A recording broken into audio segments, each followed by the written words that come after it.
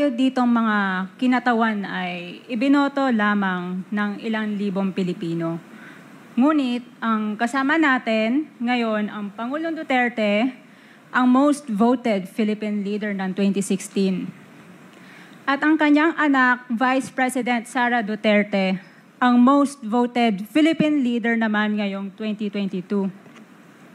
I would like to manifest na gusto ng sambayanang Pilipino ang pagdurog niya sa mga kriminal, durugista at NPA na terorista.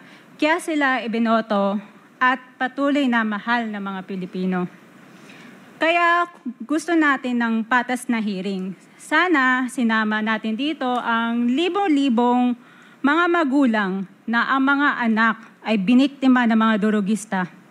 Ang mga ordinaryong Pilipino na naglalakad galing trabaho, tapos sinaksak o pinatay ng adik, lahat ng mga kababaihan, na kahit pati infant na babae ay ginahasa na ng adik. Libo-libo rin ang kanilang mga magulang at mahal sa buhay na wala dito ngayon. Awang-awa ang mga Pilipino sa mga inuseteng pamilyang na ito, kaya niluklok ng bansa ang Pangulong Duterte. Ang drug war ng Pangulo ay policy lamang. Hindi ito natupad kung hindi ito pinondahon ng Kongreso ng 6 na taon. Majority pa nga dito sa mga kinatawan ay naka-Duterte fist pa nung buong 6 na taon eh. Ang Duterte Youth Party List po ay patuloy na naninindigan sa Pangulong Rodrigo Duterte at pangalawang Pangulo, Sara Duterte, na naglingkod ng maayos, dumurog sa mga durugista, kriminal at NPA na terorista para proteksyonan ang milyon-milyong Pilipino. Bakit wala nag-iimbestiga dito o nag-iimbita sa atin sa sobrang raming Pilipino na biniktima ng mga durugista? And lastly, sa mga kongresista na kaalyado ng mga NPA, mahaya naman tayo sa topic ng pagpatay dahil kayo mismo, hindi kayo nagsasalita sa pagpatay ng NPA sa mga pulis, sundalo at mamayang Pilipino. Pati rin po sa mga natitirang resource persons na gusto mag-abogada papuntang ICC, si Attorney Maria Cristina Conti, na kandidato ngayon ng Bayan Muna Party List.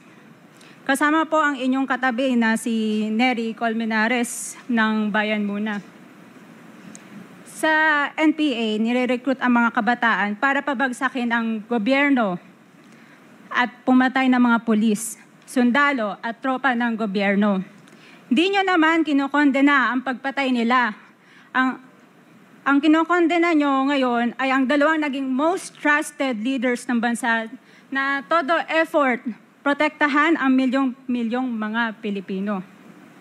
In support sa advocacy sa Pangulong Duterte, ang Duterte Youth Party List ngayon, Kongreso ito, ang kaisa-isang nagpapanukala ng pagbalik ng death penalty para sa mga rapist, kidnappers, durugista at terorista. In behalf of the Duterte Youth Party List, kami ay nagpapasalamat sa todong suporta ng Pangulong Duterte at VP Sara Duterte sa mga tropa ng gobyerno at sa pagdurog nyo sa mga kriminal, durugista at NPA na terorista. Yun lang po. Maraming salamat po, Mr. Chair. At magandang gabi po. Congresswoman. Salamat, Mr. Chair. Bawal po pumalakpak dito. Kung gusto nyo pumalakpak, doon kayo sa labas. Maaari ba? Mr. Chair. Wala